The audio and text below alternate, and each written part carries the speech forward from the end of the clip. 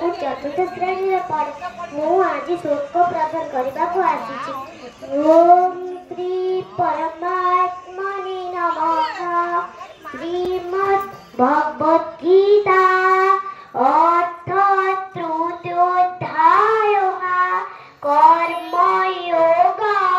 अर्जुन उवाच जयश्री चेत् कर्मणस्ते मत्तबुद्धि जनार्दन तत्की कर्मणि घोरे मां नियोजयश्री केशव अवायुरिन्द्रियारमो मोघपार्थ सजीवति यस्तामरतिरेपः साधमतृपश्च मानव आत्मनैव च सन्तुष्टः कार्येण विद्यते असक्तो ह्येनं कर्म परमात्मति पुरुषः। ଏଠି କହି ମୁଁ ମୋ ଶ୍ଲୋକଟି ଶେଷ କରୁଛି।